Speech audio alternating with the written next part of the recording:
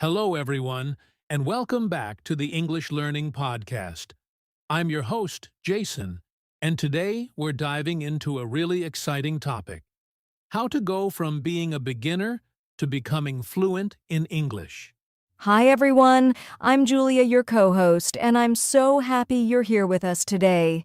Fluency in English is a big dream for many learners, and the good news is it's possible for anyone if you follow the right steps. Exactly, Julia. Whether you're just starting with hello and how are you, or you've been learning for a while but feel stuck, this episode is for you. Yes, and we're going to guide you through the journey step by step, from the early beginner struggles to building confidence to finally speaking English naturally and fluently. And don't worry, we'll share practical tips, real examples, and some motivation to keep you going. Because the road to fluency can feel long, but every small step matters. So, grab a notebook if you like, or just relax and listen. By the end of this episode, you'll have a clear idea of how you can move from beginner level to fluency in English. All right, let's get started with the first step: what it's really like in the beginner stage of learning English. So, Julia, let's begin with the very first stage, the beginner stage. This is where most people start their English learning journey. Yes, and at this stage, things can feel really difficult. Most learners only know a few basic words like hello, goodbye, thank you, or sorry. They often feel nervous about speaking. That's so true. I remember when I started learning a new language myself. I could say a few words, but when someone actually spoke to me, I froze. Many English beginners feel the same way. Exactly. And one of the biggest struggles at this stage is fear of making mistakes. Learners think, what if I say something wrong? What if people laugh at me? Yes, but mistakes are part of the process. If you never make mistakes, you'll never learn. Beginners should focus on simple goals, like learning common phrases, greetings, and basic vocabulary for everyday life. Right? For example, being able to say, I would like some water, or where is the bus stop? These small sentences are really powerful for a beginner. And we shouldn't forget the grammar struggle. At the beginner stage, many learners feel confused about tenses, verbs, and sentence structure. But it's okay not to understand everything at once. Yes, it's much better to focus on communication first. Just being able to express yourself, even with broken sentences, is already a big achievement for a beginner. I love that, Julia, because fluency doesn't start with perfect grammar. It starts with using the language, little by little. Exactly. So if you're at the beginner stage, don't worry. Every fluent English speaker in the world once started as a beginner, just like you. That's a perfect reminder. Now, once learners survive the beginner stage, the next big thing they need is consistency. That's what we'll talk about next. All right, Julia, let's talk about one of the most important keys to fluency: consistency. Yes, I think many learners underestimate how powerful consistency is. They study really hard for one day, maybe 5 hours, and then they don't touch English for a week. Exactly. That's like going to the gym once, lifting heavy weights, and then not exercising again for a month. You won't see results. Right. Instead, it's better to practice just 15 or 20 minutes every single day. Small, daily practice is what actually builds fluency. I like to call it the daily habit effect. Even listening to a short podcast, reading a page from a book, or practicing 5 sentences can make a big difference over time. Yes. And I always remind learners, it's not about studying harder, it's about studying smarter. Do something every day that keeps English in your life. That's a great point. For example, you can listen to English songs while cooking, or change your phone settings to English. These are small habits, but when you do them consistently, your brain starts to think in English. And when you're consistent, English becomes less scary. It starts to feel natural, like part of your daily routine. Exactly. So, for all our listeners, remember, fluency is not built in one day. It's built by showing up every day, even with small steps. Beautifully said, Jason. And once learners build this habit of consistency, the next step is to focus on creating a strong foundation in English. Yes, and that's what we'll explore next. How to build a strong foundation for fluency. So, Julia, once learners build the habit of consistency, the next step is creating a strong foundation in English. Yes, and when we say foundation, we mean the basics, the core skills that everything else is built on. If your foundation is strong, learning advanced English becomes much easier. Exactly. And the first part of that foundation is basic grammar. You don't need to know every rule, but you should understand simple tenses, how to make questions, and how to form basic sentences. Right. For example, knowing how to say I eat, I am eating, and I will eat. That's already a powerful start. The second part of a strong foundation is common vocabulary and phrases. You don't need a dictionary in your head. Start with the 500 to 1,000 most common words and everyday expressions. Yes, phrases like how are you? I don't understand. Can you help me? These are survival sentences for communication. And let's not forget pronunciation. Many learners ignore it in the beginning, but if you practice sounds and stress early, it will save you a lot of trouble later.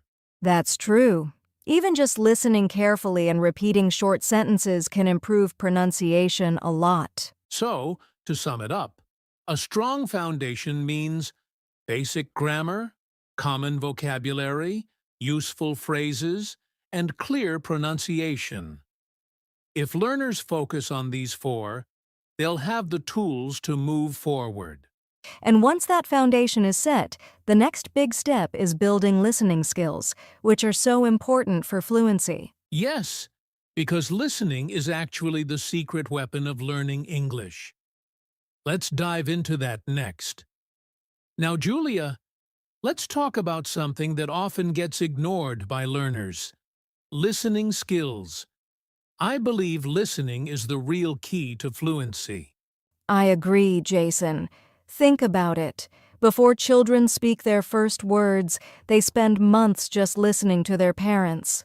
Listening comes first, and then speaking naturally follows. Exactly. When you listen a lot, your brain starts to recognize patterns, how words connect, how sentences flow, and even the rhythm of English.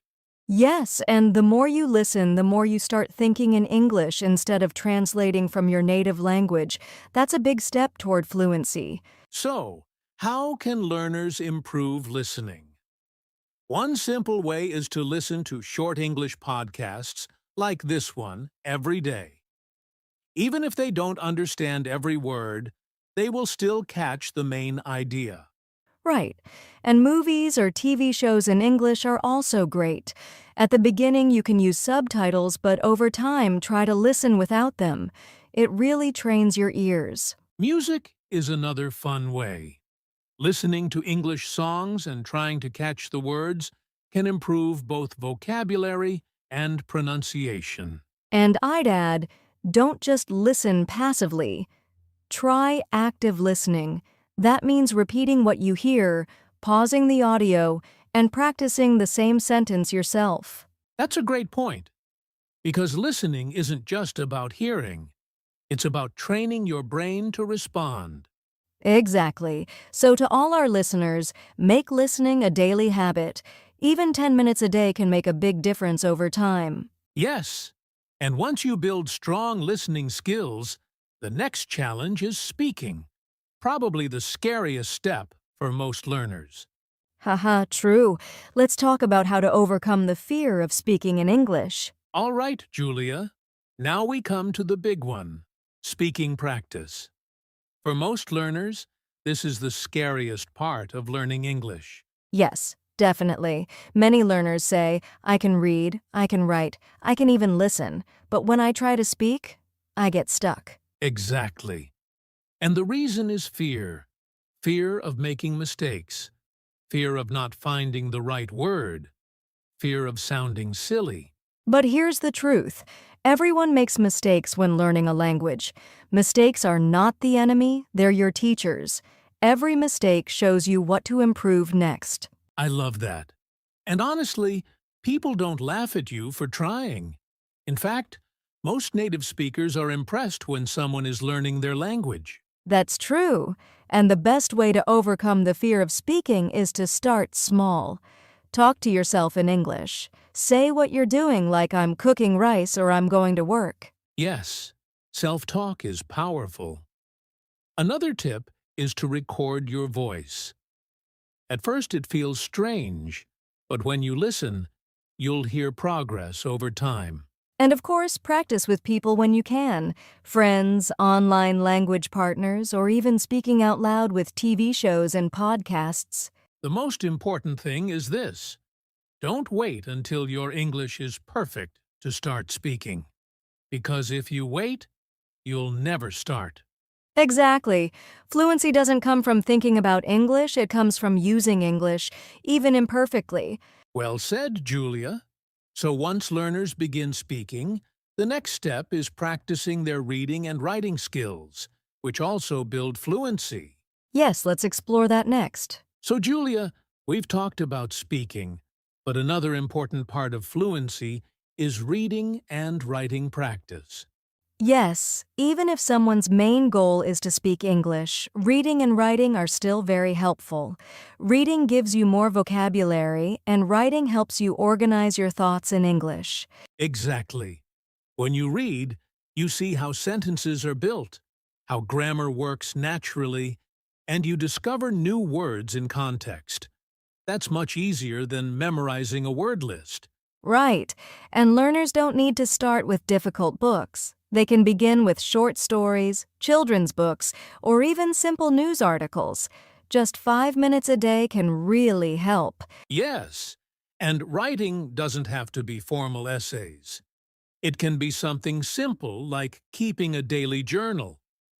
Just write a few sentences about your day. Today I went to school. I met my friend. We had coffee. That's a great example. Another idea is to write short messages in English, like on social media, or even texting with friends. Little by little, your confidence grows. And here's something important.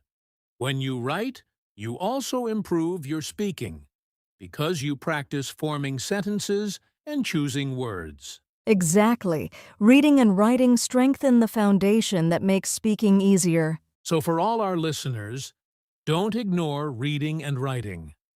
Even if your goal is to talk fluently, these skills will speed up your progress.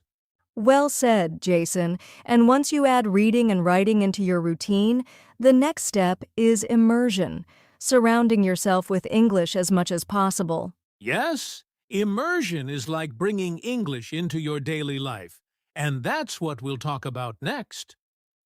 All right, Julia, now let's talk about one of my favorite strategies for learning a language: immersion. Yes, many people think you have to move to an English-speaking country to immerse yourself, but that's not true. You can create immersion anywhere. Exactly. Immersion simply means surrounding yourself with English in your daily life. For example, change your phone and computer settings into English. Suddenly, you're using English every time you check your messages or apps. That's a great tip. Another one is to think in English. Instead of saying things in your native language in your head, try saying them in English. For example, if you see a bus, say to yourself, "The bus is coming." I love that. And you can also label things around your home, like door, window, mirror. Every time you see them, your brain connects English words with real objects. Yes, and don't forget about media. Watch movies, listen to podcasts, follow YouTube channels, all in English. Make English the background sound of your life. Exactly. And even social media can be part of immersion. Follow English pages, join English groups, or comment in English. The key is this: the more English you let into your daily environment, the more natural it feels. You stop studying English and start living in English. Beautifully said, Julia. And after learners surround themselves with English, there's one big challenge they face: the intermediate plateau. Yes, that stage when you're no longer a beginner but you feel stuck. Let's talk about that next. So, Julia, after learners build a foundation and surround themselves with English, many of them hit something we call the intermediate plateau. Yes, this is such a common stage. At first, progress feels fast. You learn new words every day, you start speaking simple sentences. But then, suddenly, it feels like you're not improving anymore. Exactly.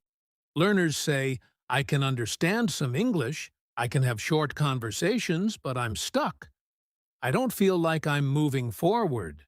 And that's why it's called a plateau. You're not going backward, but you're not climbing up quickly either. So the big question is, how do you keep progressing at this stage? One tip is to push yourself a little outside your comfort zone. If you usually watch simple videos, try watching something a bit more advanced. If you usually read short texts, move on to longer articles or books. Yes, and for speaking, don't just practice basic sentences. Try to tell a story, give your opinion, or explain something in detail.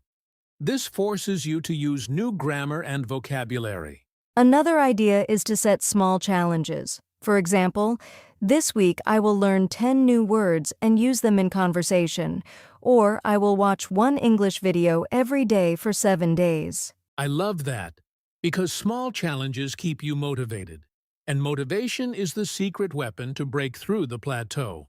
Exactly. And remember, feeling stuck is normal. Every learner goes through it. The important thing is not to quit.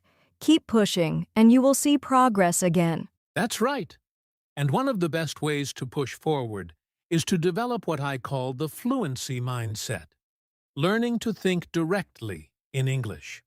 Yes, and that's what we'll explore next. All right, Julia, now let's talk about something very important for fluency, the fluency mindset. Yes, this is about learning to think in English instead of constantly translating from your native language. Exactly. Many learners make the mistake of translating every word in their head. This slows down speaking and makes you hesitate. Right. So instead, try to connect English words with ideas directly. For example, when you see a cat, think cat instead of goat or your native word. Another tip is to speak to yourself in English throughout the day. Even short sentences like I'm making tea or I need to go out help train your brain. Yes, and the more you practice this, the easier it becomes to think and respond naturally in English without stopping to translate. So, fluency is not just about vocabulary or grammar. It's about developing a mindset that makes English your natural language for thinking and communicating. Exactly.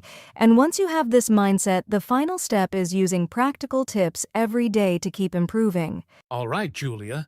Now that we've covered the fluency mindset, let's give our listeners some practical tips they can use every day to improve their English. Yes. First, I'd say, practice a little every day. Even 15 to 20 minutes of focused English practice is more effective than long sessions once a week. Exactly. Tip number 2. Don't be afraid to make mistakes. Speak, write, and try new words. Mistakes are part of learning. Tip 3. Mix up your practice. Listen to podcasts, read articles, write a short journal, and speak with someone. Variety keeps learning fun and effective. Tip 4. Set small goals. For example, I'll learn 5 new words today, or I'll speak in English for 10 minutes. Small wins keep you motivated. And tip 5. Surround yourself with English. Watch movies, follow English social media pages, or even think in English. The more you immerse yourself, the faster you improve. These practical steps, when done consistently, really make a difference. Remember, fluency isn't built overnight. It's built step by step. Exactly. And with the right mindset and consistent effort, anyone can go from beginner to fluent in English. Perfect. And now, let's end today's episode with some motivational closing thoughts. Well, Julia, before we wrap up, I want to leave our listeners with some motivation. Learning English can feel challenging at times, but every small step counts. Absolutely, Jason. Remember, fluency is a journey, not a race. Every word you learn, every sentence you speak, brings you closer to your goal. And don't forget, consistency and practice are your best friends. Even if you feel like progress is slow, keep going. Every day you practice, you're improving more than you realize. Yes, and enjoy the process. Celebrate small victories, like understanding a movie without subtitles or having your first conversation in English. These moments remind you why you started. Exactly. So, to all our listeners, keep practicing, stay patient, and believe in yourself. You can go from beginner to fluent in English.